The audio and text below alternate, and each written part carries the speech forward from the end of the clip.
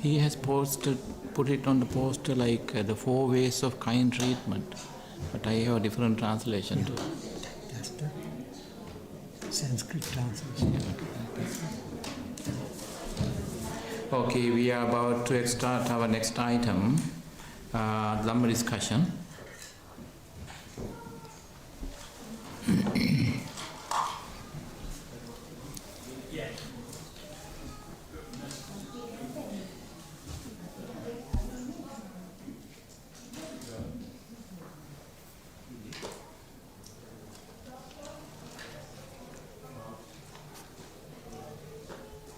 Refer to the program schedule and you would see that the topic for the discussion today now is the 4 ways of kind treatment. So the 3 of us, Venerable Panyasara and Dr. Abesiri, we are conducting the discussion as usual. I will just so this is the starter. So after that I will pass the microphone to Venerable Panyasara and Dr. Abesiri. So according to the program schedule, the program, you would see that the topic is the 4 ways of kind treatment.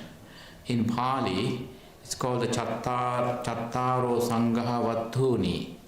In Sinhala is Satara Sangraha Vastuva. Chattaro 4 Sangha treatment, Vattuni, ways or methods. So I came up with another translation, the 4 bases of social harmony. So the 4 ways of kind treatment or the 4 bases of social harmony. So I think as Dr. Abesiri just said that the 4 ways of kind treatment is the direct translation from the Sanskrit Pali term Chattaro Sangha Vattuni. I will just touch on all the 4 and then I will pass the microphone. So the purpose of this teaching on the Chattaro Sangha Vattuni or Satara Sangha Vastuva, 4 ways of kind treatment, is to help people develop 4 virtues. These are virtues that would help you, that will help the society, people live together in peace and unity. So these 4 qualities considered one by one, and you will understand these qualities create strong friendships and healthy communities and harmonious society. As you know, the first one, if I go through the list first, dana. First one is dana, generosity. Second one is piya vachana, kind speech. You know the meaning of dana. Piya vachana. Piya means pleasant speech, kind speech, piya vachana. Third one is attha charya. Attha, here A-T-T-H-A attha, not A-T-T-A attha. A-T-T-A attha means self. A-T-T-H-A attha, tha pronounced heavily, is meaning benefit. Benefit meaning attha. So attha charya, beneficial actions, meaning helping others in meaningful ways. For example, giving advice, offering support, working for their well-being. So this quality helps you, encourages you to practice, to become more and more selfless and cooperative in the society. And the 4th and the last one is samanattata. Samanattata is M-A long A, N-A-T-T-A-T-A long A. Samanattata meaning equality and impartiality. Samanattata. And moreover, so it's samanattata means treating everyone with fairness and respect, regardless of status, background or differences. And this virtue helps you remove discrimination and create a sense of togetherness. So these are the four, once again, the four ways of kind treatment, or the four bases of social harmony. And for sure, Venerable Panyasara and Dr. Abesari would come up with other translations, and they will put these four in different perspectives. First one is dana, generosity, sharing. In sharing, he means what you have others, whether material, knowledge, kindness, time, etc. So dana helps us strengthen relationships with others. Piyavachana, pleasant speech, turns you into someone who would be loved by anyone. You will be near and dear to people. Third one, attacharya, the beneficial actions would help you become selfless. And the fourth one, samanatata, would help you remove discrimination, bheda, from your mind. Discrimination is born in our head. Thank you, and I'll pass the microphone to Venerable Panyasara. Okay, thank you for giving mic to me. As Bhante said, so we know what are those four kinds of treatment. So, dana, priyavachana, arthacharya, samanatmata. These are, so we know these are four kinds of treatments. So when we talk about this four kinds of treatments, so four way to treatment, so first of all we should consider about why the Buddha preached, or why the Buddha explained about these treatments. So it means, so when you consider about this four kind of treatments, first of all we should know, is it for others or is it for me? It means for oneself. So first of all we should have to think. We should think about this. So if you want to treat to others by these four kind of treatments, so first of all you should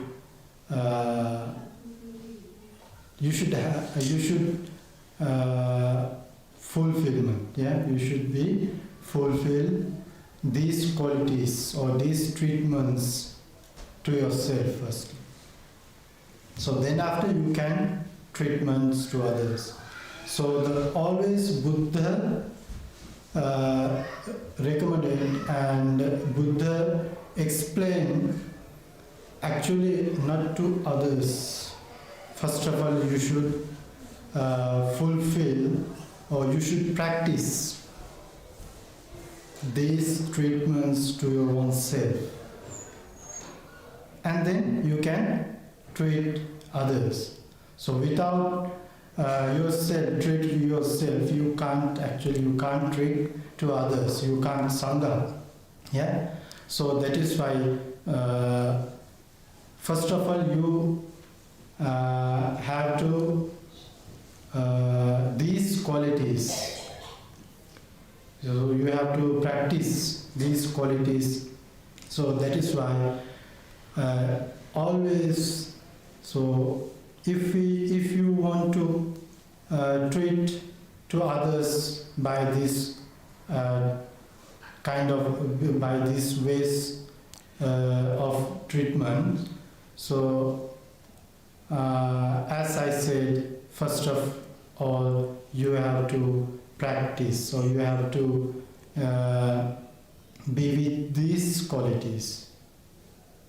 So later how can we fulfill or how can we practice first of ourselves and to others, so we can explain later. So I'm going to give this mic to Dr. Pali.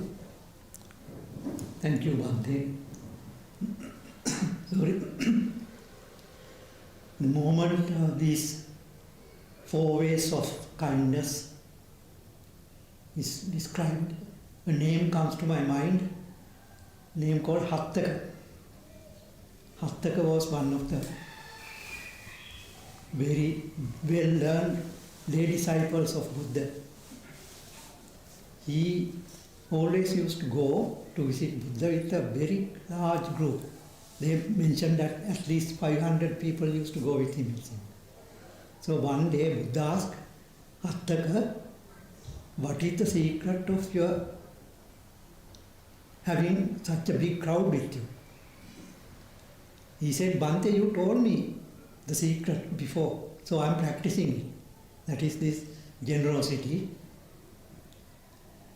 kind and good speech, then the ways of leading a sort of successful spiritual and sort of household life. And the fourth one is the treating everybody equally. And these 4 qualities, you mentioned it to me before, and now I am practicing it. And at the end of it, he says, luckily for me, I am very wealthy, so I can be generous. And Buddha sort of praised him and said, yes, you are. And then he mentioned to the congregation, amongst the people who practice these 4 ways of harmony or kindness, I appoint the lay disciple Hattaka as the foremost in this congregation. And this Hattaka is a very interesting character, because he was supposed to have been given as a sacrifice to a devil or whatever it is called, Alavaka. And when he was a child, and Buddha heard this and went and visited Alavaka. And by the time the sacrifice was brought, Alavaka has been converted to sort of follow Buddha. And he said, I don't want any sacrifices, and gave it back to the people who brought him. That is how the Hattaka name came, going from hand to hand. And those people went and gave the child to the king. And then the king looked after him and he became a very wealthy householder. And in the book called Anguttara Nikaya, there are about 7-8 instances where Hattaka is mentioned. And so this is one of the main things that came to my mind. The second thing that came to my mind is, in Mahayana tradition, there is a thing called Bodhisattva Charya, how to be a Bodhisattva. There are 10 stages, one by one. In Mahayana tradition, the Bodhisattva is sort of equal above the Arahants, fully enlightened disciples of Buddha, Shravaka Buddha. And this takes a long, long time to practice. And when you come to the 7th stage, he is supposed to practice these 4 kinds of, they call it sympathy, kindness, sympathy, compassion. That is how you help people materially, sort of spiritually, and also physically if necessary. That is the first one. And then attract them with good words, and then advise them how to follow the path. And third one is description of the path. But as the Bhante said, first you have to practice the path and show it by example. And then you tell the others about it. The fourth one is, whoever it is, don't show any sort of disrespect or treat everybody equally, so that they don't feel there is any sort of discontent arising in the crowd. And by these 4 ways, And this is how they are supposed to practice this forever and ever, postponing fully enlightenment. Even when you come to the highest stage, they say you should not try to become fully enlightened and develop what you call the four analytical knowledge. Postpone that and keep on. And in the meantime, they also are taught again by previous Buddhas. So in Mahayana, it's a very big thing, practicing these four compassionate ways of treating other people. So, and this Hattaka, when he died long before Buddha passed away, and he was born as one of the, in the one called fine material world, and then he came to see Buddha. And very interesting story, because when he came, he couldn't stand. In the book it says it's like a drop of jelly. His body used to go down onto the ground. That is why it's called fine material world. Their body is different to our body, gross body. So Buddha had to tell him, Hattaka, turn your body into a gross body. And then he did that and stood up. And then he said, Bhante, I wanted to see you. The reason is, what I learned from you, the people in the Brahma world I am living, they are coming to hear from me what I learned from you. So he has been practicing these four kinds even in the Brahma world. So I think it is very important in Mahayana, although we don't think very much about this Satra, the four things, although they are very important. I'll pass this on to Bhante Upananda for further. I have a very interesting story to share with you. This is from the US. There was this practitioner, and then he was well versed in the Dhamma and then meditate a lot. So one day, when he used to occupy the same spot in the sermon hall for observance. That was a Vesak day. That day, that particular Vesak day, somebody else arrived before him and he occupied the spot. And then he arrived like 5 minutes late. I was there, and he became restless. And then the other person who has taken his place, but in his perception, that was the spot was registered for him. But there was no such thing. You can occupy first come first served basis. Now, whosoever arrived first, and then just look around, and he saw my friend standing there, and he said, "Hi, good morning," and he didn't say a word. "That's okay," he said. "That's okay." But the other person didn't get it. So later, and that person, "Sir, may I know, when I said good morning to you, why you just said that's okay?" That implies that there has been a conversation before, but we are just starting. We haven't even started the conversation. There's no conversation started yet here. So then he said, "No, usually I think you must know hereafter that you should not occupy this spot. This is my place." So what happens was, and he violated two of these treatment. So the samanataka, that is so equality and impartiality, and he also violated the second one. What is the second one? Pleasant speech. He got angry, so that why he got angry was that was discrimination in his mind now. The discrimination is that had he been able to see that the other person is equal to him. Actually, the other person, conventionally speaking, the other person is way more educated and more wealthy. He's wealthier than my friend. And he knew more Buddhism actually. But still, so then he failed to understand that. So, discrimination, no bheda. Bheda is the Pali Sanskrit word for discrimination. B-H-E-D-A, bheda. So, bheda or discrimination is born in our thoughts, in our ideas, in our head.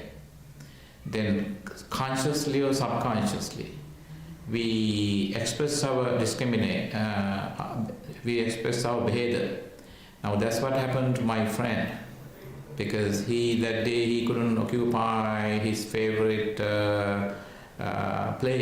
favorite spot in the sermon hall. So that is why he got angry. Now, psychologically, all these 4 ways of treatment are inseparably interconnected, like a one unit. So then due to the discrimination he means he put in higher place, in the sense that he deserves the spot, because usually he would sit there. But there were other ways to communicate his feelings. Perhaps he could have that's okay. He could have said that, okay, usually I sit here, that's okay, you can go ahead. Okay. Had he said that, my friend would have stood up and walked away and go to another place. Without doing that, but he felt agitated right away. But that is the bheda or the discrimination. So in order to better understand samanatata, equality and or impartiality, so we always need to keep an eye on the third one. My favorite is the third one actually. There can be a favorite one, but when it comes to application, I often keep an eye, I pay special attention to the third one, because I may end up violating the third one very easily. So samanattata. Fourth one, samanattata. So, for example, let's say, you might have your own experience. Children and grandchildren would sometimes tell their parents or grandparents, grandma, grandpa, mom, dad, you are racist. You might have a lot of experience. Children always say, why? Because they are pure and innocent and apolitical, and then they don't discriminate against others. I have always seen, this is called natural samanattata. Natural, innate. All these 4 are innate qualities. However, now children in particular, have this noble, innate quality of samanattata or equality or impartiality. Now, when you might have seen that a child from a different ethnic background, now when you lock your eyes with him or her, the child, what the child would do immediately, he would smile with you. When the child's parent notices that the child is smiling with the stranger, sometimes the parents get agitated. I have noticed that. One day it happened to me in a certain country, not in the West but in Asia. There was this child, and then so he came to me and he was smiling, and he was impressed with my color. And then the mother came and slapped in his face and grabbed the child and left. And the child was crying, but the child got confused as to why his mom slapped him. So naturally, we have to make a lot of effort to practice the 4th one, samanattata. because it comes to our mind quite subconscious, quite naturally. For example, when you see someone, so this is part of when I teach sensitivity training.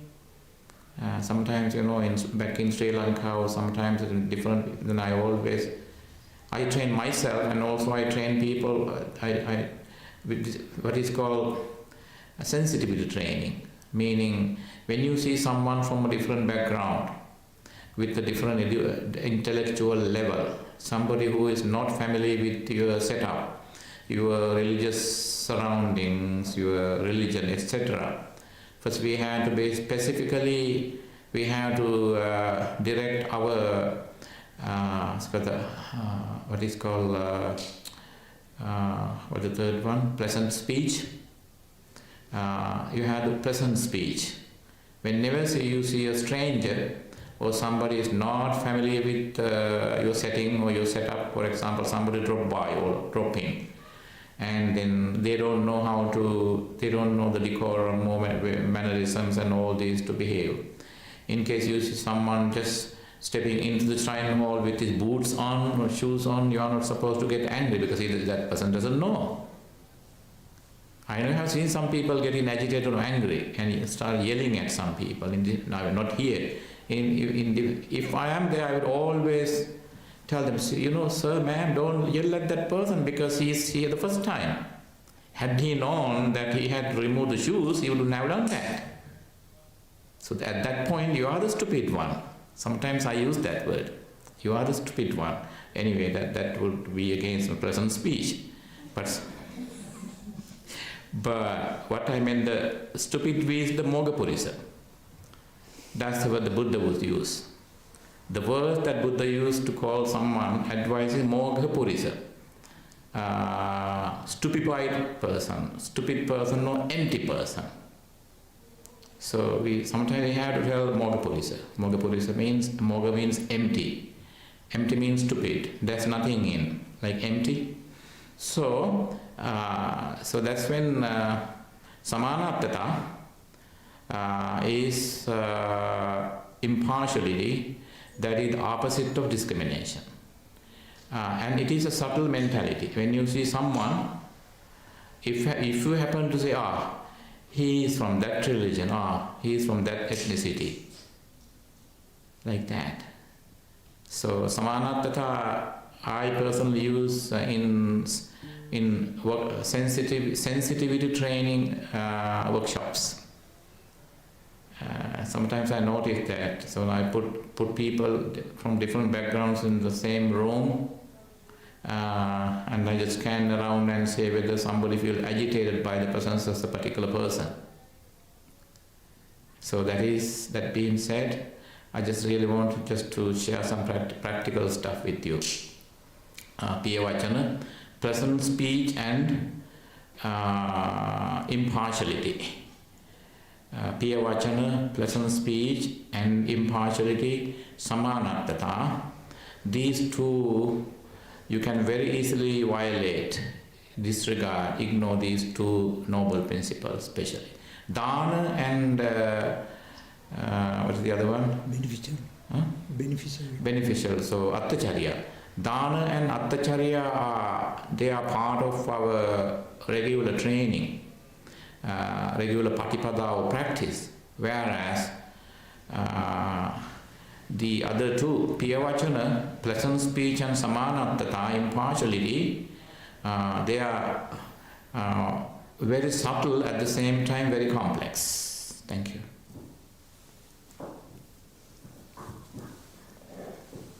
Yes, as Bhante said, when you talk about these treatments, so first one is dana, so generosity, and the third one is arthacharya. Yeah, third one is arthacharya. It means beneficial or well-balanced life. So when we talk about these two, so when we practice these two, so in this life, we know, so is there differences or not? Actually, so as Bhante said, these four are together or is in one. So how? If you practice generosity, so sometimes if you don't practice arthacharya, it means well-balanced life, so whatever. Okay, so as example, okay, one day you are going to give alms or give something to someone. It means generosity. And okay, when you give something to someone, so at the same time you think, okay, now I give him or her something. And what happened? Lastly, your thoughts,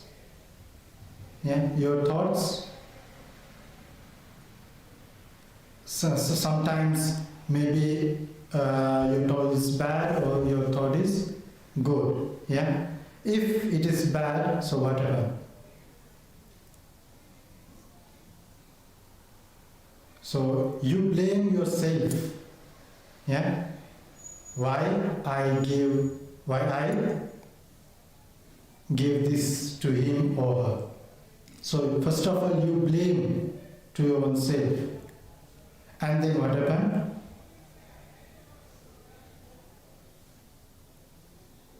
And what happened?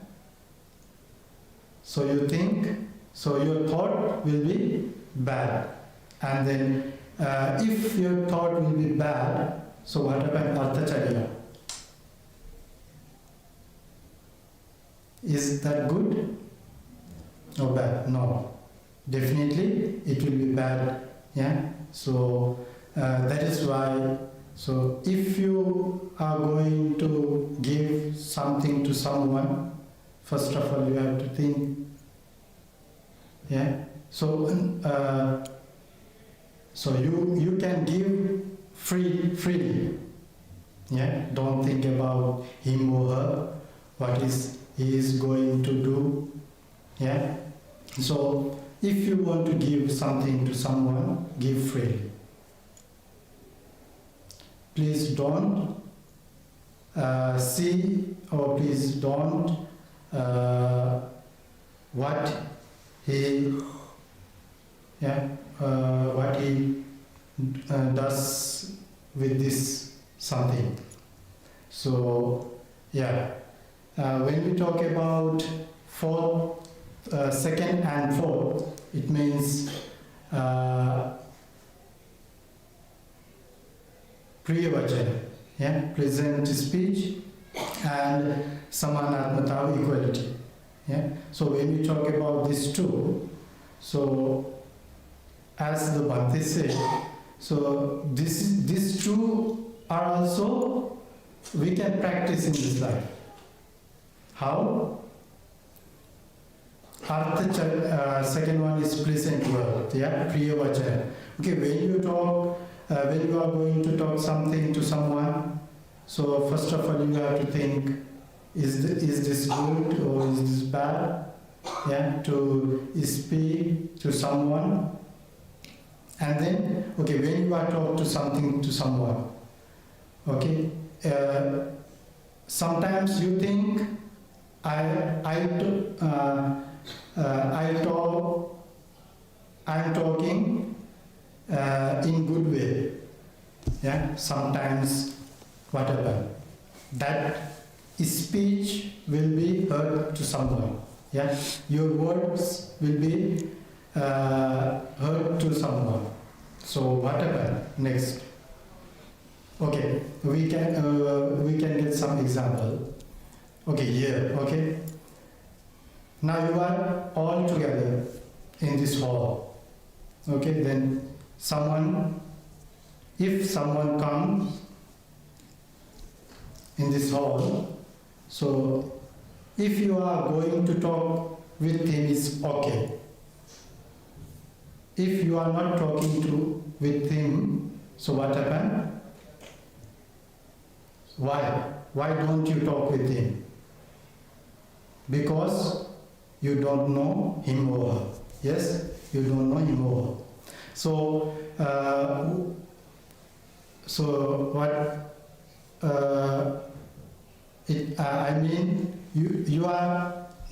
are not going to talk with him because he is not your friend or he is unknown person. Yeah? So at the same time, if you are going to talk with him, yeah, so even he is not your friend, yeah, as human beings, if you are going to talk, so what about? So you are going to practice that, yeah, equality qualities. So that is why we have always practice this four. So we can say treatment, but as well as qualities of our life. Okay, thank you. Thank you, Bhante. The first thing, the three things that when you encounter somebody, something, is you like it or you don't like it. That is tanha or the opposite of tanha. Those. Next is he or she or what is it? Is he equal to me, above me or below me? Mana, measurements, conceit. The third thing is, after talking, I don't agree with his or her view. That is ditti, dogmatic view. Those are the three evil things that Buddha wants us to get rid of.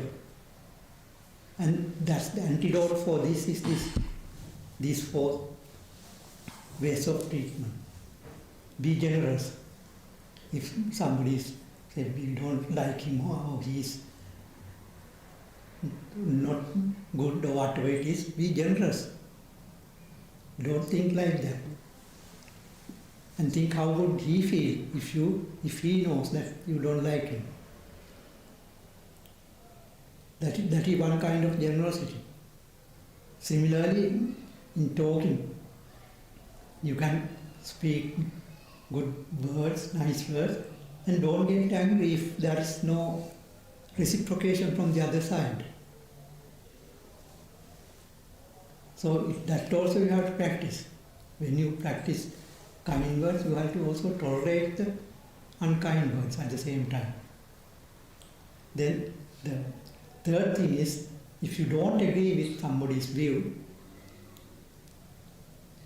don't get annoyed or don't feel that there is no use. Listen to them and see whether there is anything that you can take from it.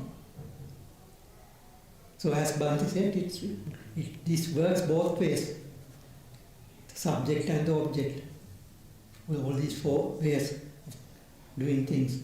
This is why that I told you that the Bodhisattva in Mahayana is encouraged to do this over and over and over and over again. They especially mention this. They mention it as four sympathetic ways of communicating with others. And that is how you help others, because unlike ourselves, they say that seeking enlightenment for yourself alone, they think it's not worth. You have to try to get others to become enlightened as much as possible. That is their promise. Whereas, on the other hand, if you are stuck in the mud, you can't try to get somebody out of the same mud. So you have to get out of that. So actually, there is a way in that what you call the 10 methods of Bodhisattva, first 7 stages is you developing yourself. And then only at the 8th stage that you start treating others. I'm not sort of I'm not sort of saying go to Mahayana, but it's the same thing. When you read these things, you know that there are slight differences, but the main theme in Buddhism, whether it is Mahayana or Theravada, is the same thing. Same topics are discussed with different point of view. So these 4 things are a very big thing in Mahayana. And for us, it is sort of to help others and live a harmonious life. In one of the Anguttara Nikaya Sutras, Buddha says these 4 things are to be practiced in the family. If the parents don't do these 4 things to children, then the children will not develop and live in harmony with the parents. And if the children don't reciprocate to the parents, same thing happens. So family harmony also, one full discourse is on these four things in relation to the family. We've been talking too long now. So any questions? Yeah. Questions? පොඩ්ඩක් සිංහලෙන් කියන්න මේ දානය, ප්‍රිය වචනය, අර්ථ චර්යාව, සමානාත්මතාව කියලා කියන්නේ සතර සංග්‍රහ වස්තු. එතකොට හතරයි සංග්‍රහ කියලා කියන්නේ අපි ට්‍රීට් කරන විදිය කෙනෙකුට Tamanටත් අනුන්ටත් සලකා ගන්න විදිය.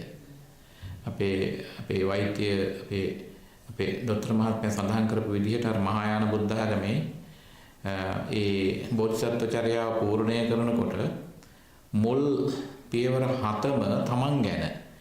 දැන් ඉස්සලා තමන් තරහ ගන්න එක නැති කරගන්න ඕනේ.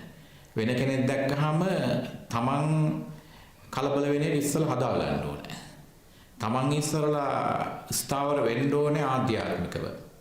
ඊට පස්සේ තමයි වැටෙන්නේ නැතුව 8 වෙනි පියවරේ ඉඳලා බෝධිසත්ව මාර්ගයේ දිගට යන්නේ. ওই නිසා තමයි බෝධිසත්ව මාර්ගයේ තියෙනවා මනෝ ප්‍රනිධානය කියලා එකක්. මනෝ ප්‍රනිධානය අපේ දොස්තර මහත්මයා කිව්වා වගේ ඔය තේරවාද මහායාන ඉගෙනීම් ගත්තාම ගොඩාක් දේවල් මේ සමානයි වචනවල වෙනසක් තියෙනවා. මේ මනෝ ප්‍රනිධානය කියලා කියන්නේ බුදු වීම ගැන හිතනවා ඉස්සරලා. හිතනවා කියන්නේ මම මේකට සුදුසුද මේක ලබා ගන්නේ කොහොමද කියලා සමහර බුදුවරු අපේ ශාසනයේ සඳහන් වෙනවා ශාසනයේ මේ බණ පොතේ ගෞතම බෝධිසත්වයන් වහන්සේ දැන් විවරණ ගත්තානේ බුදුරජාණන් වහන්සේ 24 නමකකින් ඊට කලින් උන්වහන්සේ මනෝ ප්‍රනිධානයේ පුරණ කාලේ ලක්ෂ ගාන බුදුරු හම්බ වෙලා තිබුණා. තාම හිතනවා ඒ ගැන. මනෝ ප්‍රනිධානයේදී දැක්ක බුදුවරු ප්‍රමාණය ලක්ෂ ගානයි. නියත විවරණ ගත්තේ 24 නමකකින්. ඊට හේතුව තමයි මනස සකස් කරගන්න ඕන මුලින්ම. එතකොට තමයි මේ ඔය මොකද්ද පාරමිතා පුරන්න ලේසි වෙන්නේ. ඊළඟ එතකොට මුලින්ම තමන්ගෙන් තමයි පටන් ගන්න සතර සංග්‍රහ වස්තුව. ඉස්ලා දැන් දානය කියලා කිව්වහම ඉස්සරලා දැන් දානෙන් ඇත්තටම බලාපොරොත්තු වෙන්නේ ඔක තව විදිහකට කියන්න පුළුවන්.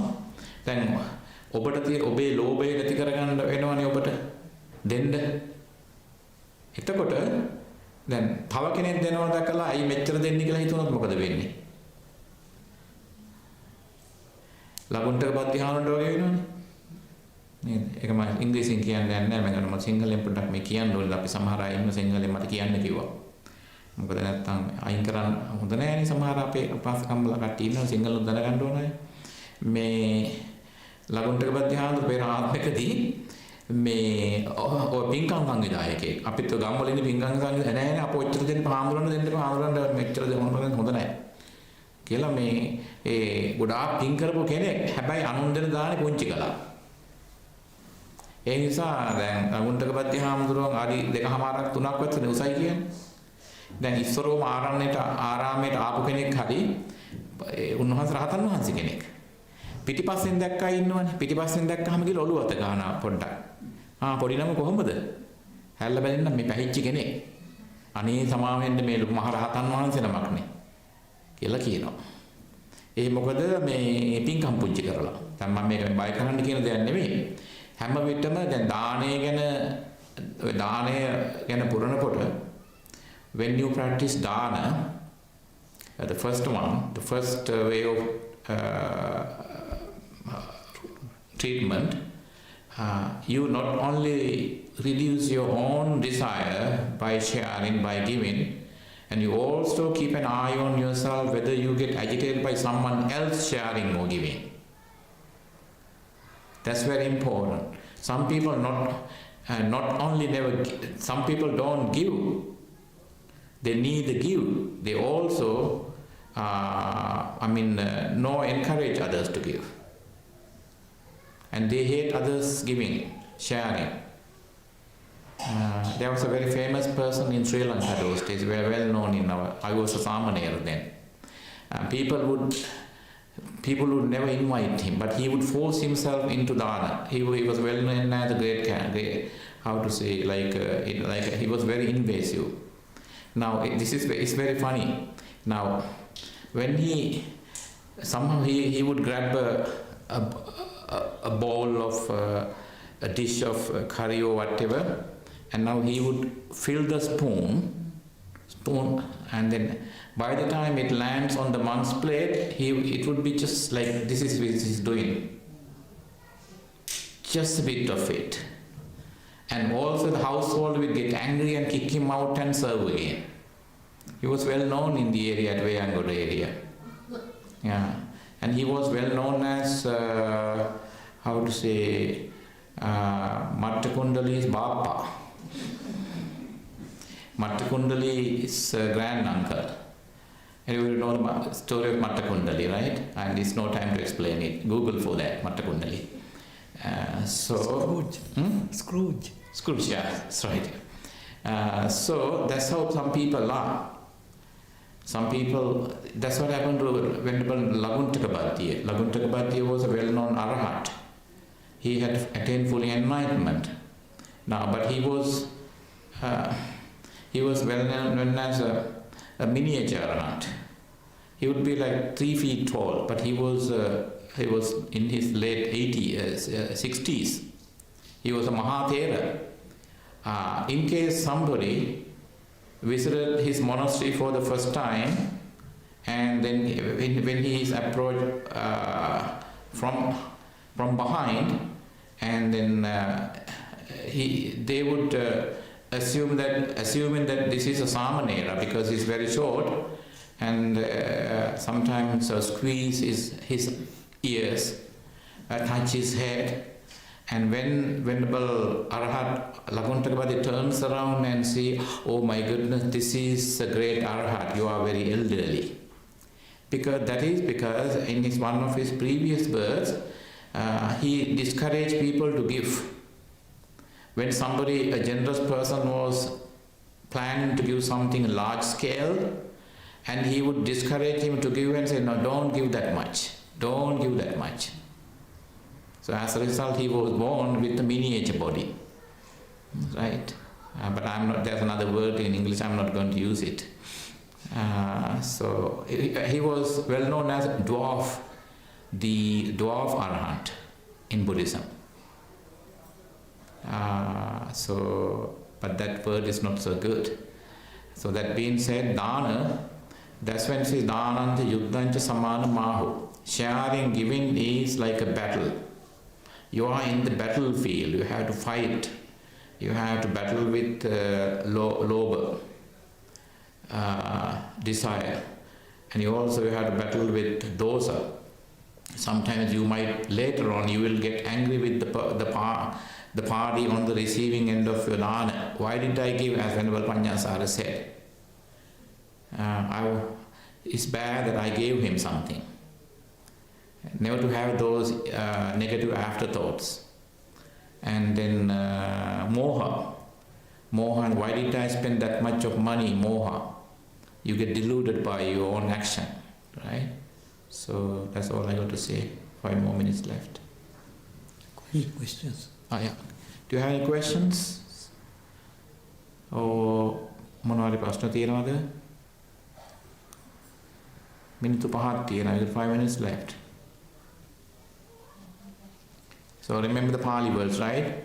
Dana,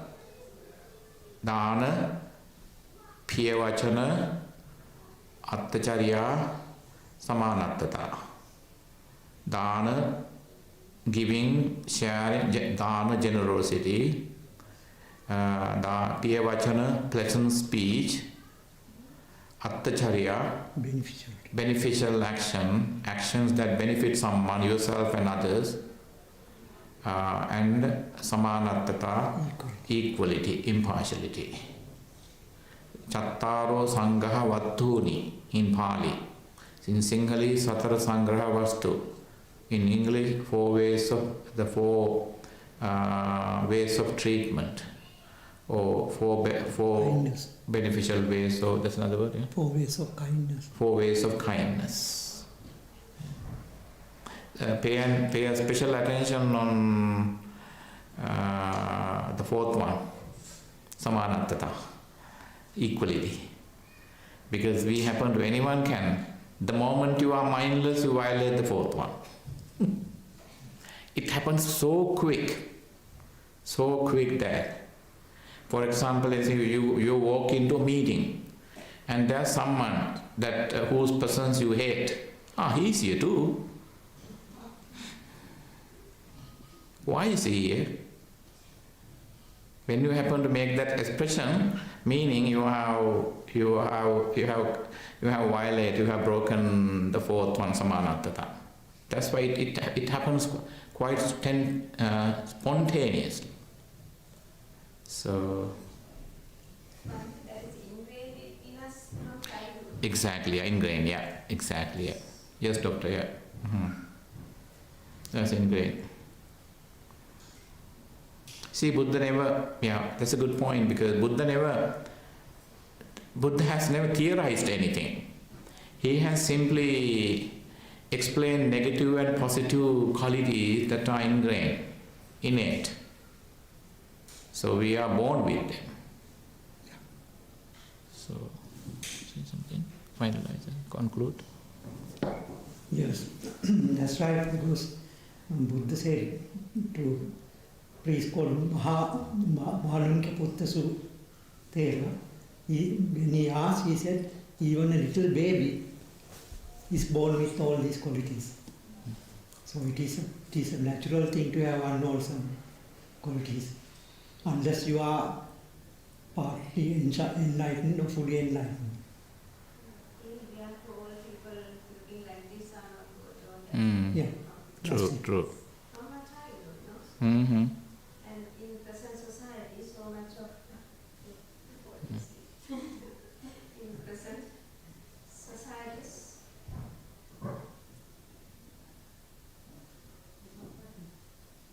No. That's good. So much of discrimination. Now, I understand when you look at somebody and smile, they smile back, but there are some people, if you look at them, especially if they have a mental problem, they will get very worked up and they can attack you. Exactly, that happened, yeah. So, I think after the younger generation are having a tough time with this inequality. Which is very prevalent in present society. Yes.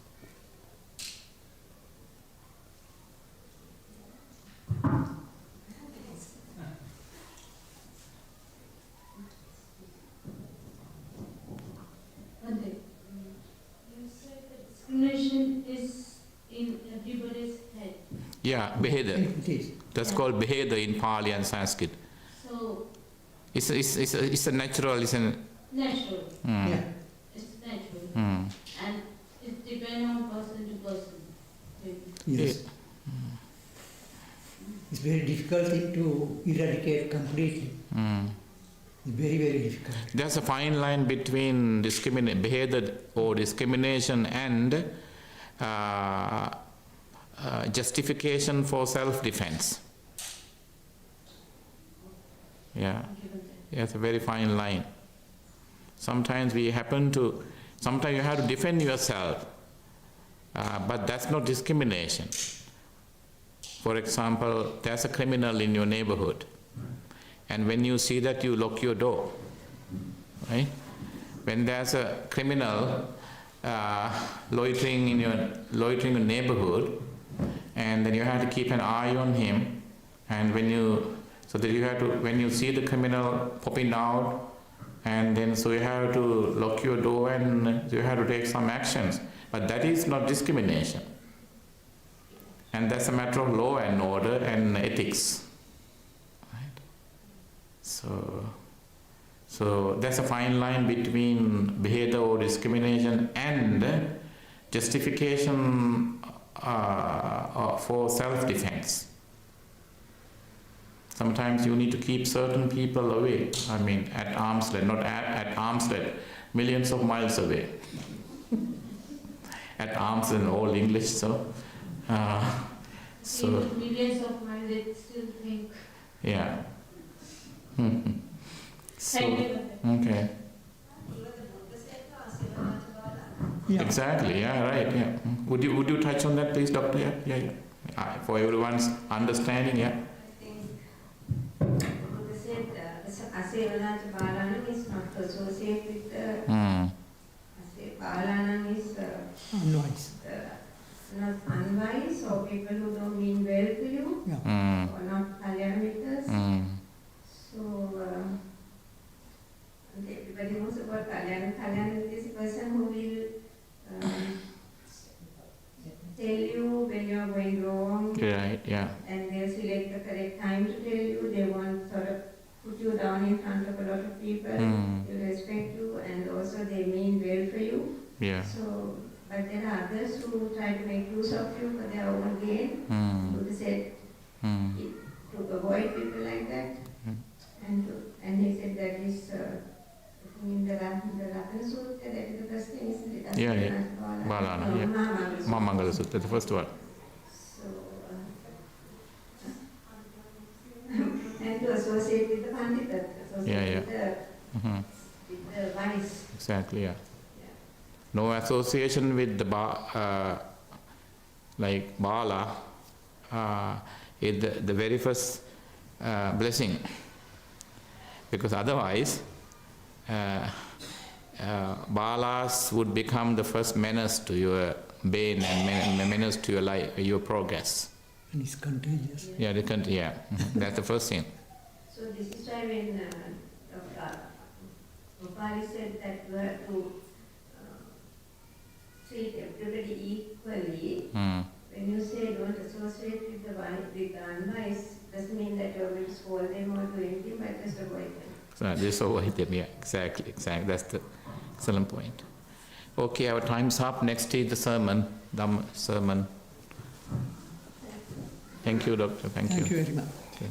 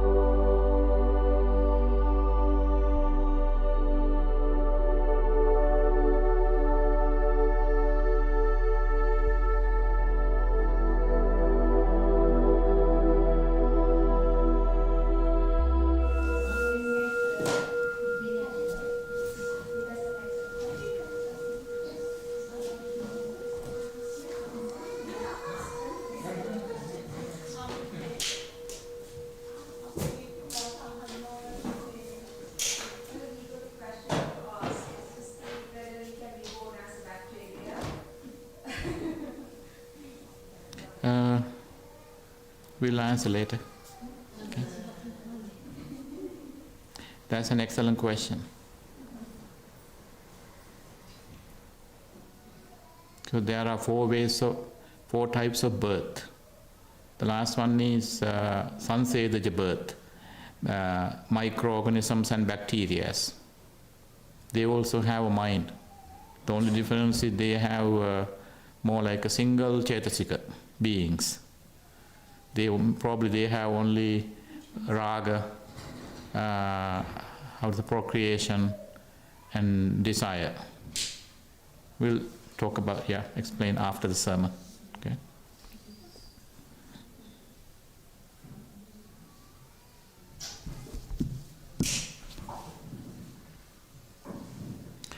Namo tassa bhagavato arahato samma sambuddhassa.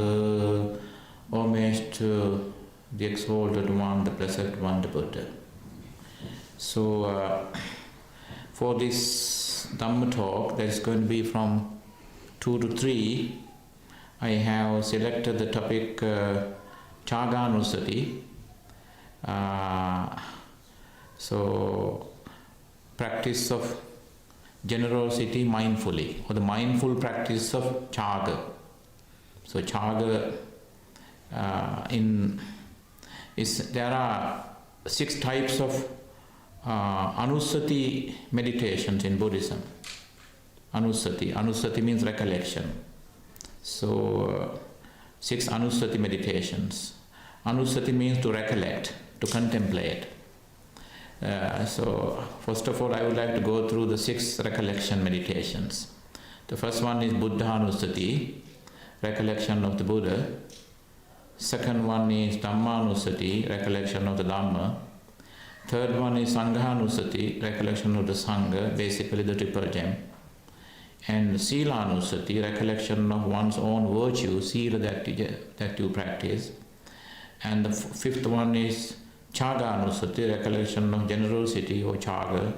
And the sixth and the last one is Devatanusati, so recollection of heavenly beings or Devas, reflecting on the qualities that lead to rebirth in heavenly realms such as faith, virtue and wisdom. So now we are not going to talk about all the 6. The topic is the third one, Chaganusati.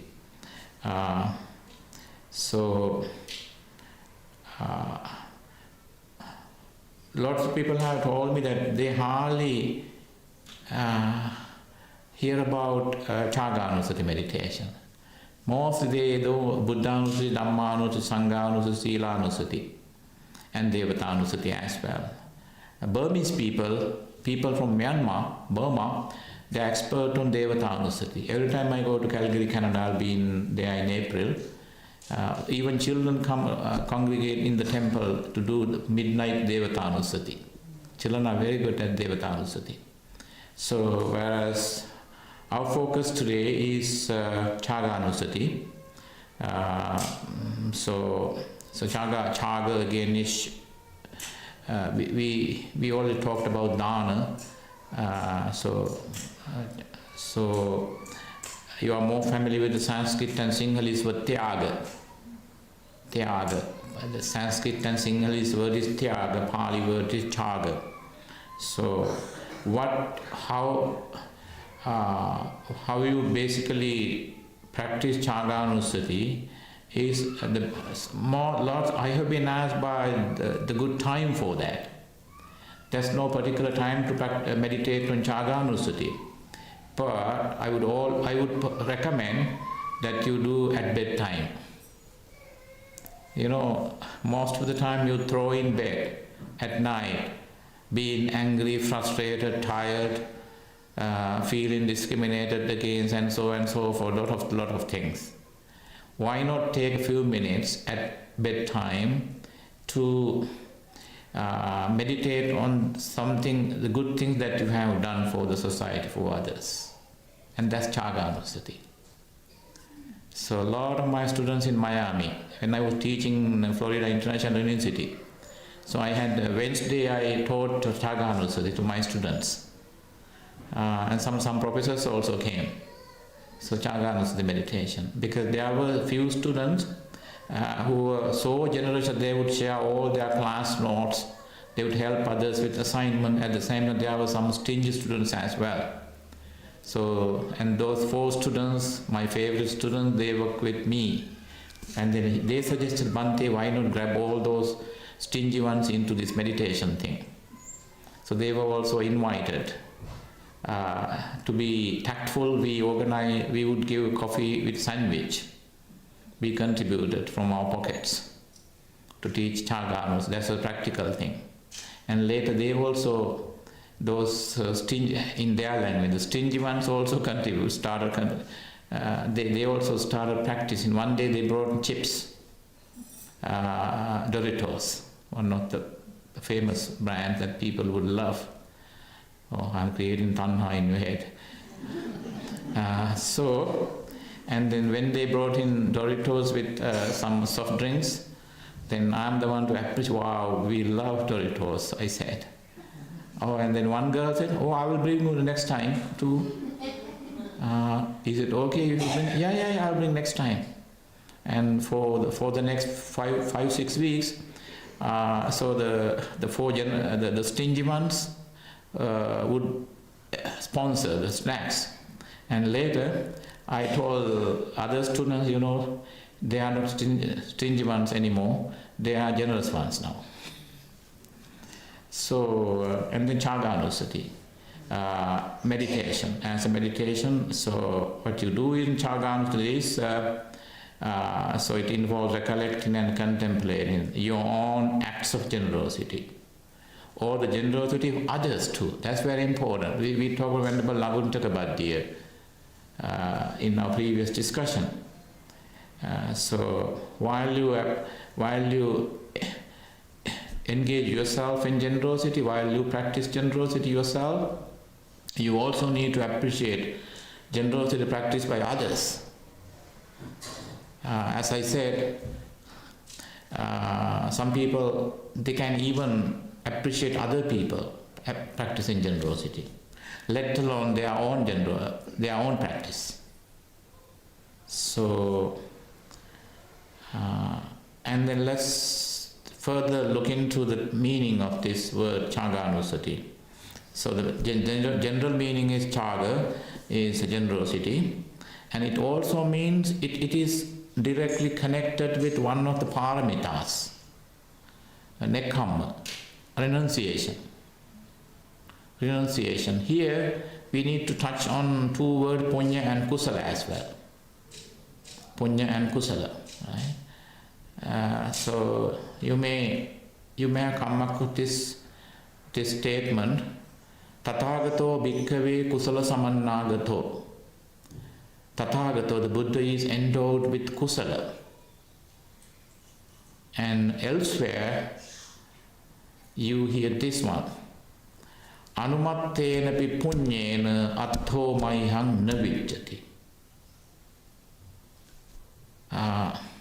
Not an iota of punya benefits me, Buddha says. Buddha has nothing to do with punya, but he has a lot of kusala. While kusala and punya are used interchangeably to mean the good things that you do, they have two different meanings on two different levels. Kusala literally means skill. Skill. How, let's say, when you do chaga, punya, now, so soon we will talk about how you contaminate your chaga, how you ruin your chaga mentality later on. But so I'm just starting, let me start with kusala and punya. Let's say punya. So as you know, punya or punya in Sanskrit, it has the connotation of purity. Punya, pure. Punya means pure. So that's why in Hinduism, there are punya tirthas. There's designated washing areas, bathing areas, especially along at the Ganges, River Ganga, Punya Tirtha, designated bathing points to wash off your sins. That's the purpose. So punya has the meaning of purity. So now, when you do some punya, the next thing is you need to turn it into kusala. But as I said, nowadays people use punya and kusala interchangeably to mean the same thing, good action, good things. But there's a subtle difference. Actually, it's not a subtle difference, there's a different level. For example, to celebrate a celebrate a birthday or a wedding anniversary, or to in memory of someone who has passed away, etc. You perform pinkama, punya kamma. In Pali you call punya kamma. Punya kamma means action, activity. So the punya karma into Sinhala is pinkama. So punya karma. Now punya helps us remain safe and happy, remain on the safe and happy side of samsara. Now, punya and papa both karma. That's how the term goes. Punya karma and papa karma. Good karma and bad karma. Now, karma extends your samsara.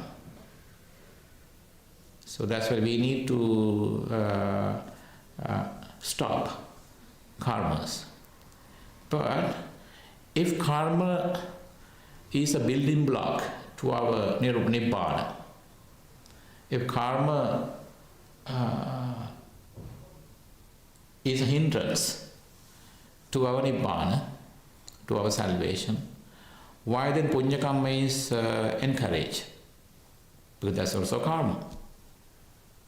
So for two reasons. Simply because you don't know when you're going to walk away from samsara, and you don't know when the right moment would arise for you in the company of the Buddha or in a particular life form, for opportunity might arise for your nibbana. Until then, you need to keep yourself on the safe side of the samsara. And for that purpose, punya comes to help. Punya comes to your rescue. Punya. It keeps you safe. But at the same time, it is risky as well. If you get addicted to punya, for example, you only wish worldly things, okay, just like Visakha, the famous story of Visakha advising precept practitioners in the monastery, right? So there are a lot of ladies, young ladies observing precepts in the monastery. And Visakha was part of the group. Visakha was just curious as to why everyone else was observing precepts. She was a Sotapanna anyway. She would approach different girls, different women and say, Nangi ayuwa sillaran inne. Sister, so why you are observing precepts today?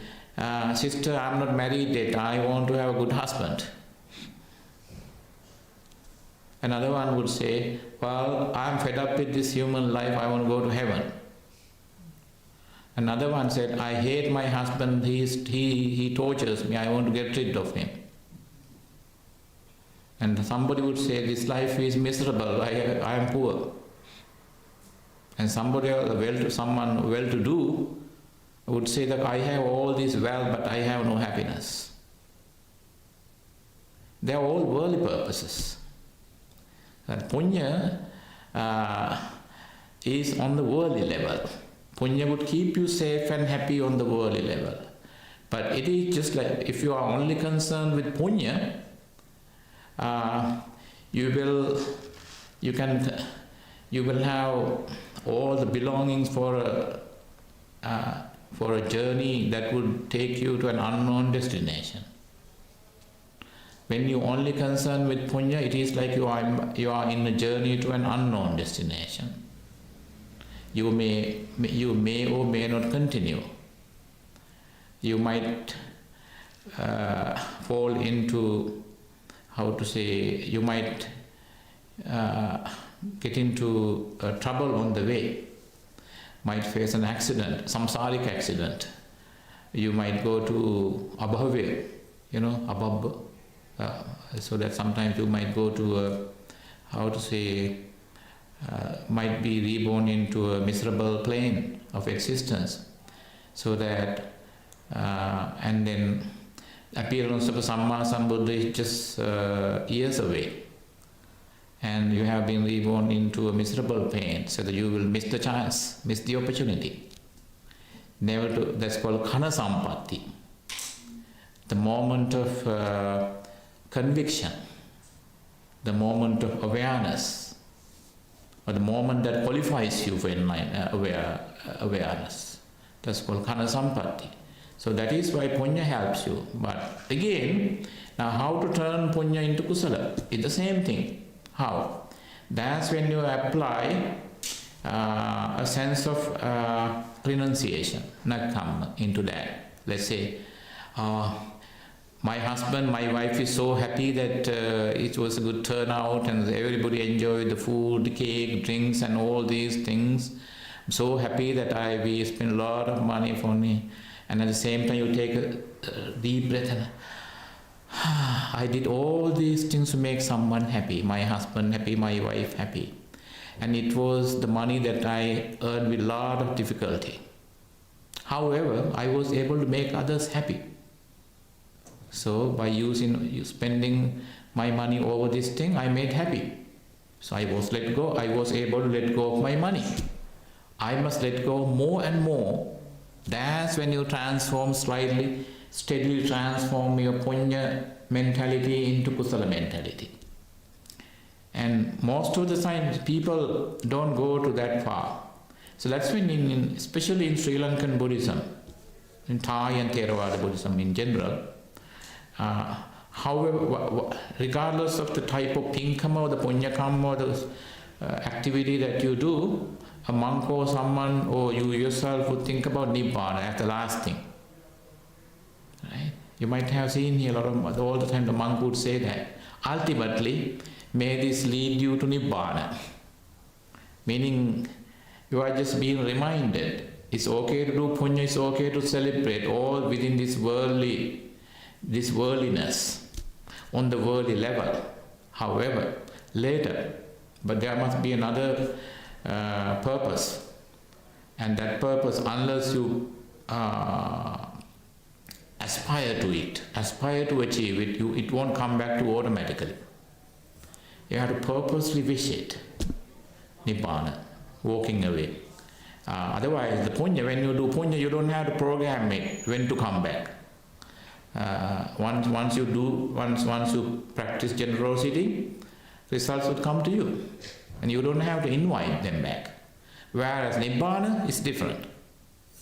Nibbana comes through your ability, your skill, your skillfulness of letting go. So that's why kusala means you're skillful. It's a skill. See, now, so sharing is a skill actually, generosity. Not everyone can share. But sometimes people, so that's when, however little your chaga is, you can meditate at bedtime. And then, however, the Buddha encourages us to practice what is called mindful chaga. The moment you are practicing charity, you have to be mindful of that. Otherwise, one of the best examples of what's called is Minister Kala. Minister Kala was a member of the King Emperor Kosala's cabinet. So he was a cabinet minister, Kala. It's funny that his name is Kala. Kala means dark, bad omen, not black, dark. I wonder whether later it was nicknamed after the incident. I don't know. However, it's a Minister Kala, right? So when Buddha offered Asadisa Mahadana, Asadisa in Pali means asadrusha in Sanskrit. Sadrusha means equal. Asadrusha, incomparable. Asadisa means incomparable. Dana, incomparable to any dana offered by anyone else, anywhere, to anyone, by anyone else. So, a Samma Sambuddha, it says, according to the canon, the scripture, a Samma Sambuddha only gets one Asadisa dana. Hence, incomparable, right? So that you know the story of Asadisa Mahadana and the king Kosala offered Asadisa Mahadana, and then he was so happy. What happens was, he spent king spent so much money. That is the day that he left all the palace gates open for the general public to come in. It was a special day for everyone, the subjects, citizens as well. Right? And then Buddha and 500 Arahants were invited to the palace, and special carpets, special canopies. So 500 elephants holding so the gem embedded umbrellas over the heads of the Buddha and Arahants, and while beautiful apsaras, so girls, beautiful girls kept fanning the monks, Buddha and the monk throughout the dharana, etc. It's a very colorful, spent a lot of money on that. Kala, the minister, was very angry. He said, why my majesty is spending so much money for this is good for nothing? And he couldn't appreciate that. So that he never enjoyed that. The king, on the other hand, was too tired. He had been working for weeks and months organizing the dana. So he achieved a lot of merits. But at the same time, it said, according to the story, there was someone else who achieved more merit than the emperor himself. There was this homeless man, and then so he used the opportunity to come into the palace, to the royal courts. And so that he was, because anybody could visit the palace that day, because it was Maha Punya Karma. So that's when this homeless man, Yachaka, he couldn't believe his eyes. He was so deeply motivated and moved by this majestic punya karma, and he said sadhu as loud as he could, and that attracted a lot of attention from others. And later on, Buddha would tell Venerable Ananda that it's true that the king achieved a lot of merits, but this homeless man, he made more merits. And Kala, not at all. And the important thing is, usually it is the Buddha's advice to monks that anujanami bhikkhave bhattagi anumoditam. O monks, having accepted dana, food, requisites from lay people, you may simply walk away. Before walking away, you may teach something. Teach them something. You may teach them some Dhamma, anumoditam. But that day, Buddha himself didn't do that. Buddha stood and walked away. And Venerable Ananda also couldn't stand that. And the king also felt like that. And later that evening, the king would go to the monastery. And he was eager to ask the Buddha why. Because the king was a little bit upset. Why? And he offered this Asasita Mahadana, incomparable dana, that could only perform during the realm of, only once in the realm of some particular Samma Sambuddha. So, and that's when, and Buddha explained that. Maharaja, Your Majesty, had I explained the benefit of what you did, somebody, your minister would, in modern day medical terminology, would have had a cardiac, a heart attack. Because he was so jealous, so angry with the king. So that's when, see the Charanusati. Simply because you, and then now let's look at how people contaminate, how people quite due to their moha. So having spent a lot of money over something good like generosity, like dana, some people fail to make up their mind. It's okay that you have to do the calculations, you have to think about the budget, right? So that you need to think about how much you must spend and all these. That's a different story. You have to do that. Nowhere the Buddha has always said that when you do something good, do that within your means. That's somewhere in the Samyutta Nikaya. I forgot the sutra. Within your means means don't undertake to do something that you cannot manage. Think about your budget. But that's not the case here. But that is the point I am making here is that some people spend so much, they are very generous. They spend a lot of money. Sometimes due to a petty thing that happened during the dana, some people get upset and angry.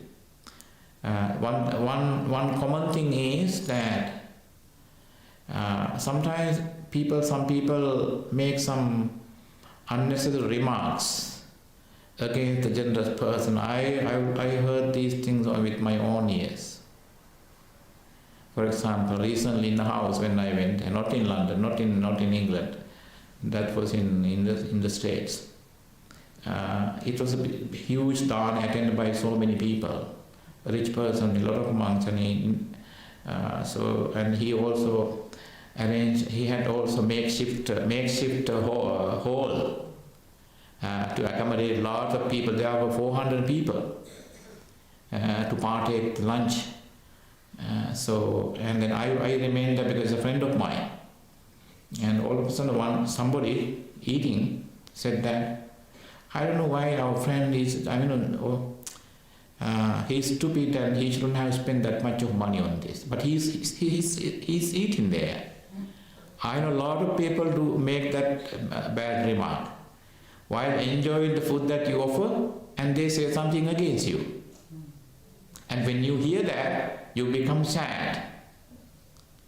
But behind your sadness, there can be patigha as well. Patigha, subtle anger there. So even though you may feel like you can justify your patigha, anger, but actually it contaminates, it ruins your chaga. And then this is one, now that's where that phrase goes as applicable. Dhananja yuddhancha samanamaho. So dana, so you can get, you have to think about the three poisons. Now in schools in London area, they use this terminology, lobha, dosa, moha. In school terminology in this area, they call it three poisons. See, I have visited a lot of schools here, and they all say, Bhante, what are the three poisons? They ask. Three poisons. So that you can poison your spiritual life with lobha is craving. That's why to reduce your craving, reducing a craving, overcoming a craving, you perform chaga. But unless you are mindful, the second poison can be, you may conceive the second poison. What is that? Dosa, anger. So that however generous you are, even if you have spent a lot of money, there can be someone making you angry. So that's when lobha, dosa comes into play. And third one is moha. Usually dosa comes right when you are performing chaga. It can be later on as well. But moha can be later. Moha means delusion. So the literal translation of moha is dullness. Dullness means dullness of the mind. Moha, meaning you are not sane. You are not sane. I don't like to use the opposite of sane. Right? There's a certain tone that when you hear is the opposite word. Insane. So So moha is being insane. So the moha takes away your sanity. So that is when Chaga Anusati, Buddha has introduced Chaga Anusati as a form of meditation. So we have 24 more minutes. It's 2 to 3, right? Yeah. So Chaga. So otherwise, because Chaga is so important a practice that Buddha has included in the list of Anusati meditations. But mindfulness here means, so the topic would say practice of generosity mindfully. The mindful practice of generosity. Most of the time, you have, your motive is good. You have a lot of saddha, devotion in the Buddha and the Sangha. But halfway through the Chaga performance, you may feel angry, upset. So that is why I remember when my mother taught me, one of the lessons, childhood lessons that she taught me is that, son, whenever you do something good, when you play with and when you go out and sneak out of the house, and I know that you do that, later I would obey her and I would never go out. But I know that you sneak out of the house and play cricket and with others. But make sure, when you do something good, don't invite those nasty friends. It's okay to play cricket with them. And I used to play LA as well. That's one of the local sports in Sri Lanka. It's okay to play cricket with your nasty friends. But when you go to the temple, when the Sunday school staff asks you to come and do volunteer service for the temple, don't invite those nasty friends. They might end up vandalizing the temple. They are not Kalyana Mittas. So that is when you do something good, that's why people invite a selection of people, right? Then that really helps you practice dana, chaga. When you have the wrong people for what you are doing, you would have invested money in anger. You would have invested money in moha. You have to invest money in chaga, mean generosity. And then again I said nekkhamma. Nekkhamma is the kusala aspect of punya. It is the same punya kamma, same action that you turn. But again, when you go to higher levels of Buddhism, kusala is way more different. And it is involved meditation. It's a totally different subject, kusala. So, and then actual higher kusalas are meditation oriented, it's bhavana oriented.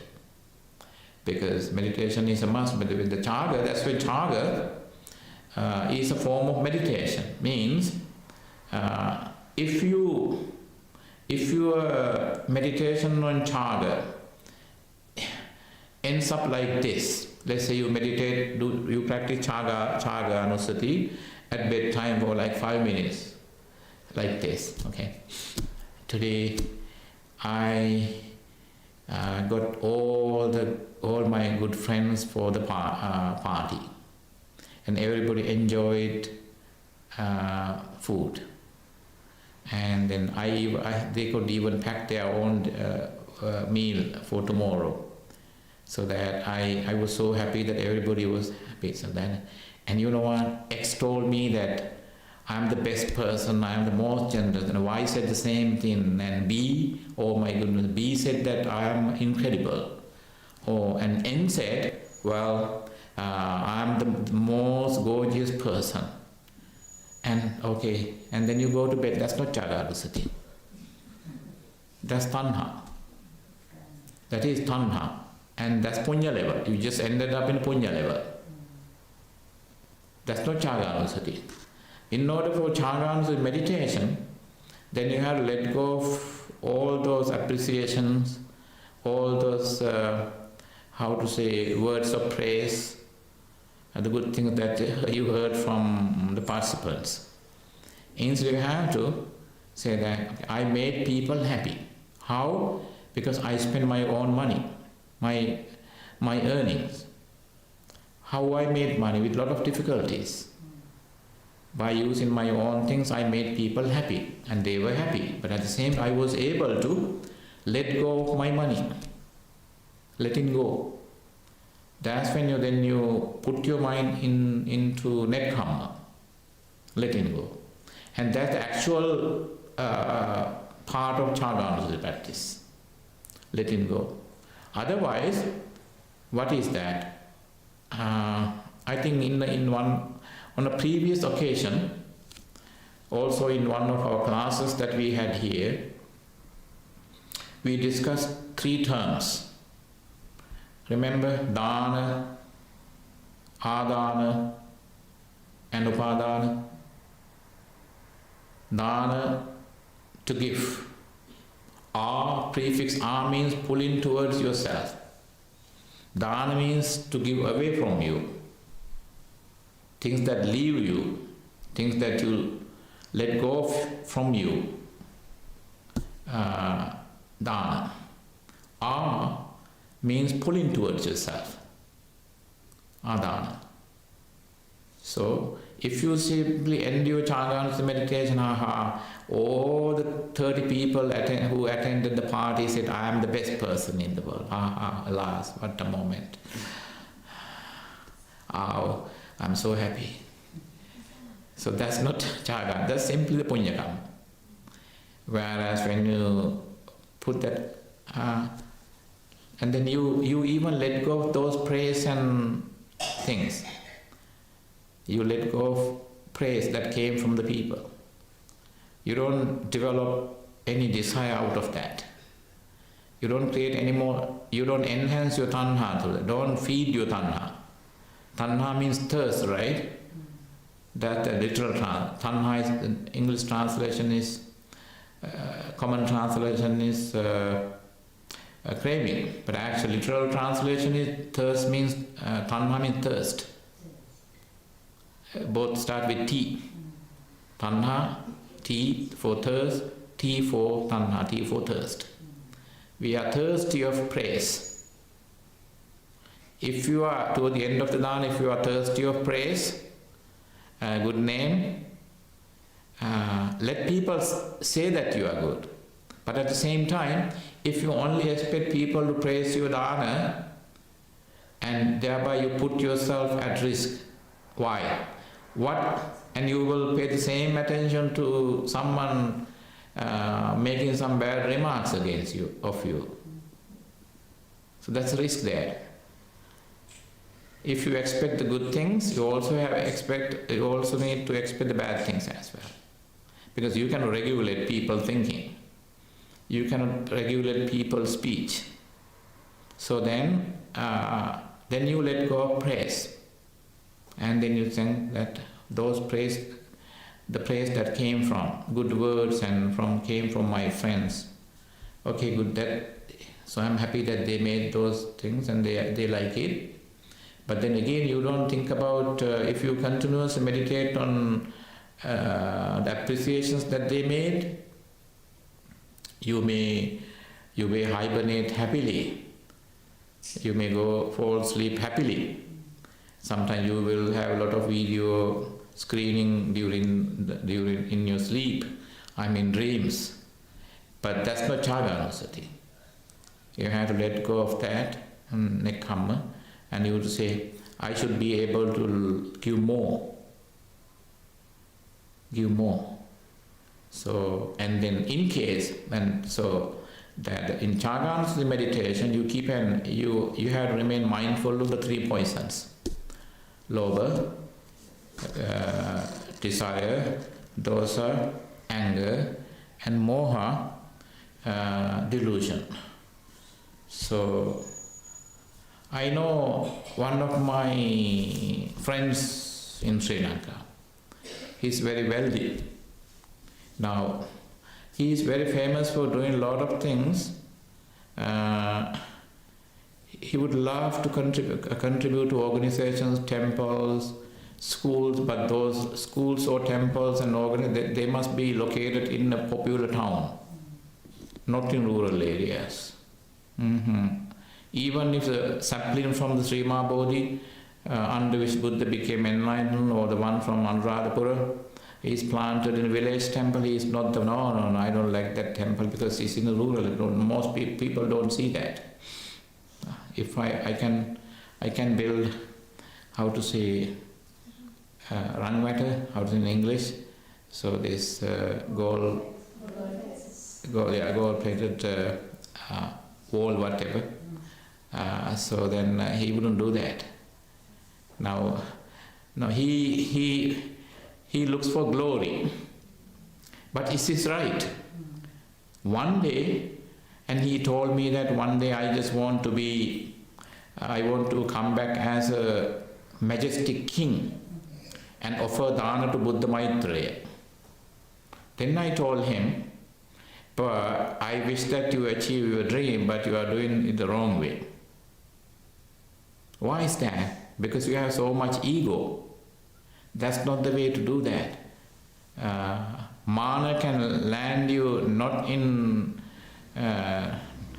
Mana may not give you a life of a king. Perhaps you might... you might end up... Because he condemns others. He looks down upon others. Then I told him, Manena makkato hoti.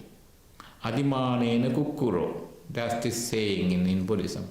Manena makkato hoti.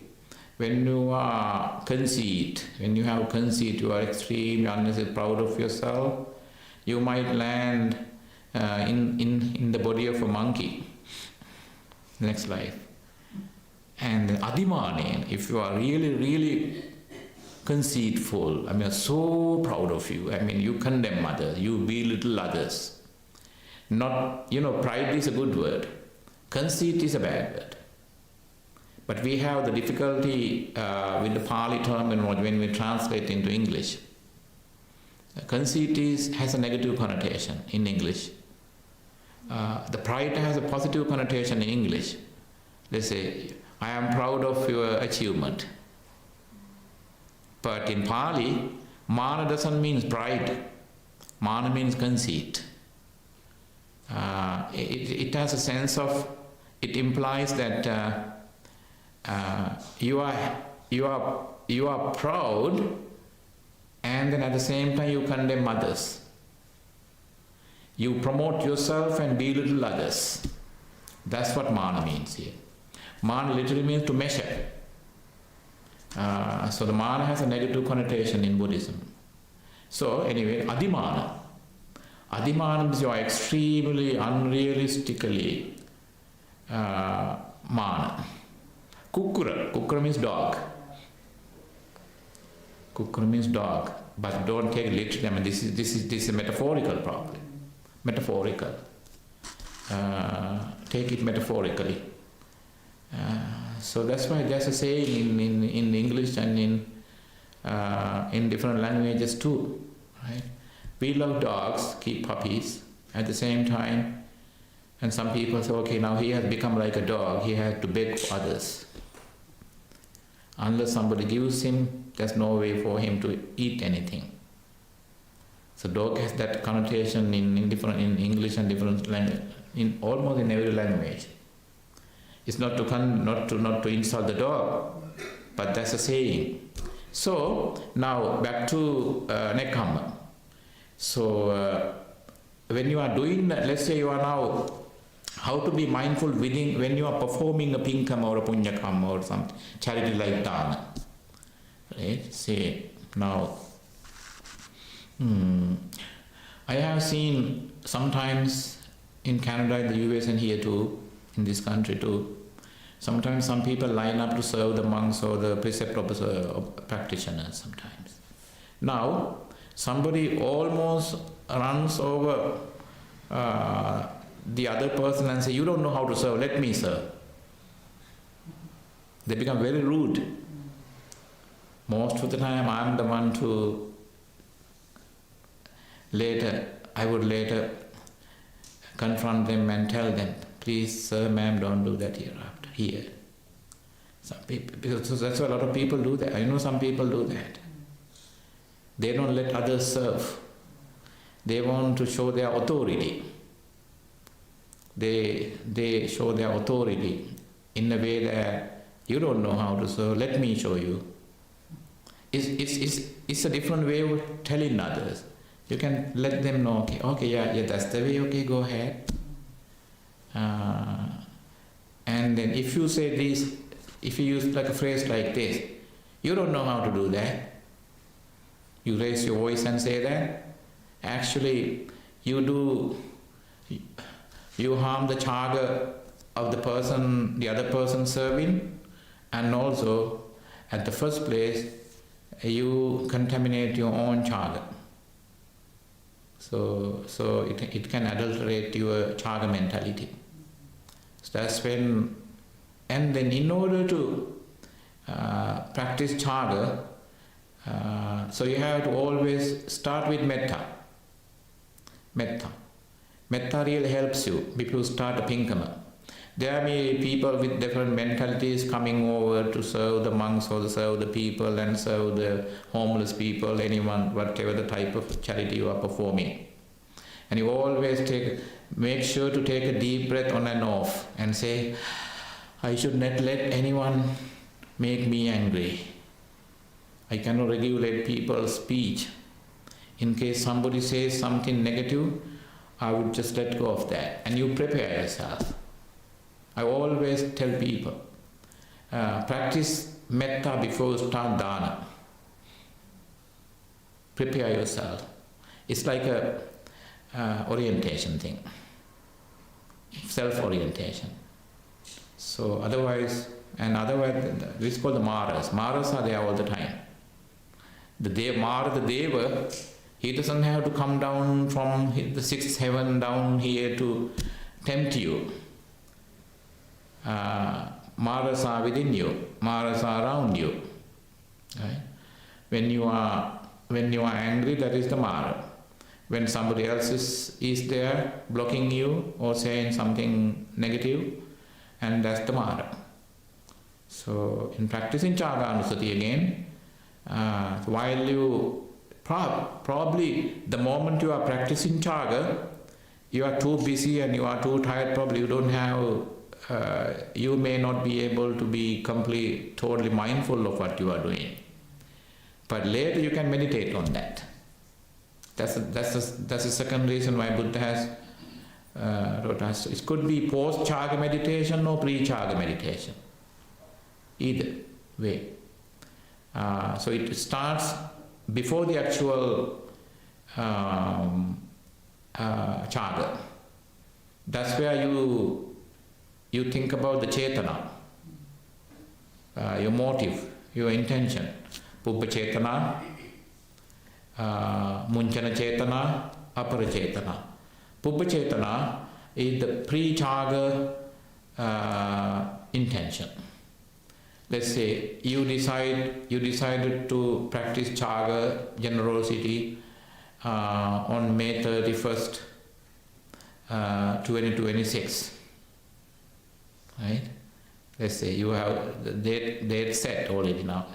With the date set, people haven't been invited, budget already managed, decided, funds allocated, grounds prepared, and then you are now happy. So you are now already in the Chaga mode. Now you haven't actualized your Chaga yet. You are not performing that. It's away, like 15 months away.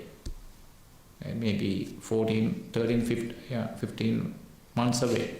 But still, you are having your Pubbha Chetana, pre-Chaga Chetana, pre-Chaga intent, motive. And then Munchana. Munchana means the moment of release. Munchana means to release. Release means what? Release your desire. That you release your funds means that you release your earnings means you release your desire. Munchana means release. let go of. And when doing that also, a moment before the moment to release, you have to think, take a deep breath, do metta to everyone else attending and say, somebody might not tolerate this. Or my uncle is here, he is against this. Or my auntie is coming over, she hates this. Or my other auntie is coming over. She would say that she is more generous than me, and she said I am stingy. That way also you get looked down upon by. Sometimes you are generous, sometimes more generous people come over and say you are stingy because you aren't spending like them, like they do. So, and in order to prepare for the Munchana Chetana, you take a deep breath and say, even if everyone here says something against me, everyone fails to appreciate and they depreciate, but I would still do this. It is their mindset, this is my mindset. So that's the Munchana Chetana. The moment you release, you are actually giving, practicing, releasing. And Apara Chetana has no limits. Apara means post-chaga intention. And then probably when you perform chaga on the 31st of May 2026, and then for the rest of your life, you could be meditating every evening. Every evening, I did that, I was so happy, I was let go of that, is my nekkhamma. So that is how you practice. And you don't have to do that all the time. While some people practice chaga all the time, they fail to actually understand the value of chaga. While they get intoxicated, they got infatuated with glory or pride, a good name, appreciations, etc. Where there are some who done only once in their life, but still they meditate on that. And you notice that in the Vimanavattu and Petavattu. Vimanavattu Pakarana is the collection stories of poor people and people who perform simple chaga, and as a result of which they were reborn into heavens. That's about Vimanavattu. Vimana is the,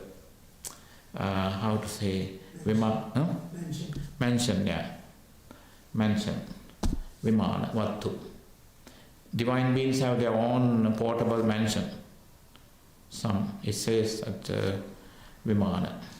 So, and that being said, that's all for today. I really want to explain what Chaga Anusati is, because we rarely hear about Chaga Anusati meditation. So one day we will talk about Devata Anusati also one day. Why Buddha has recommended meditation on devas or divine beings. There's a reason for that. Not to go to heavens, but for a different reason.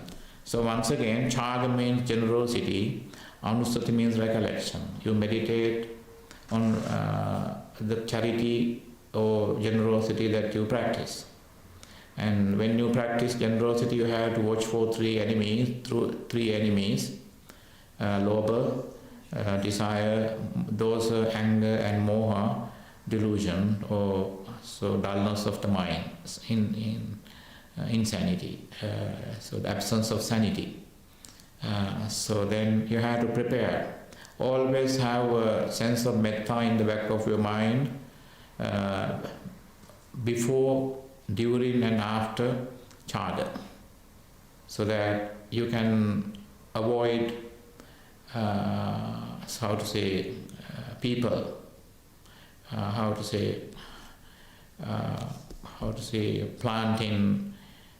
prevent planting anger in your head, because we are putujjanas finally. Sometimes there's no guarantee that we keep our chaga pure.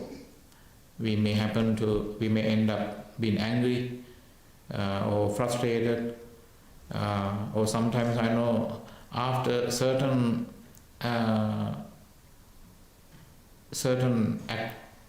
activities involving generosity, I know some people broke up forever. They became enemies. I have a list of incidents. They invited the wrong people for charga, but they came with a different motive. Some came with the purpose of stealing some funds. Some came to get them glorified, and some came to ruin the activity.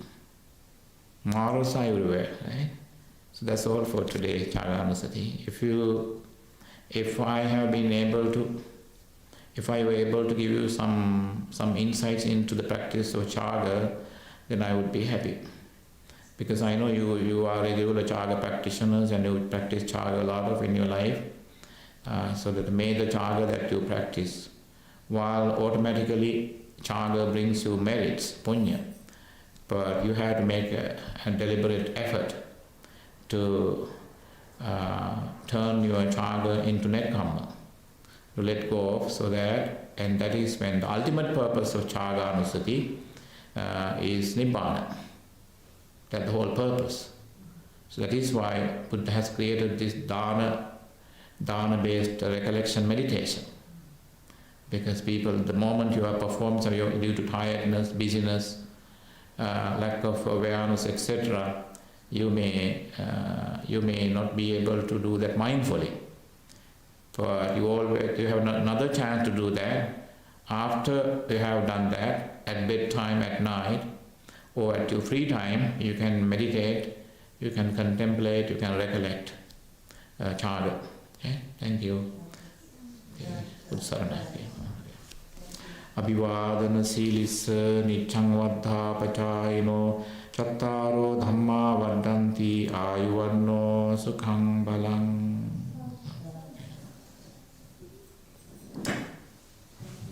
Okay. Yeah, now it's the tea time.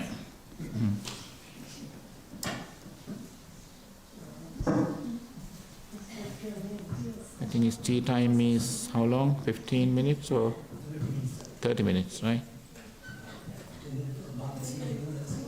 Right, okay, yeah.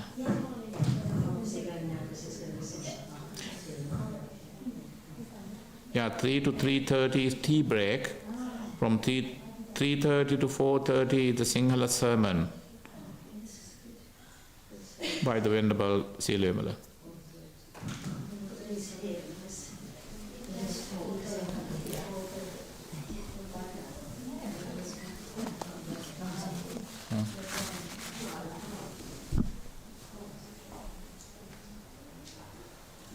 So we have that little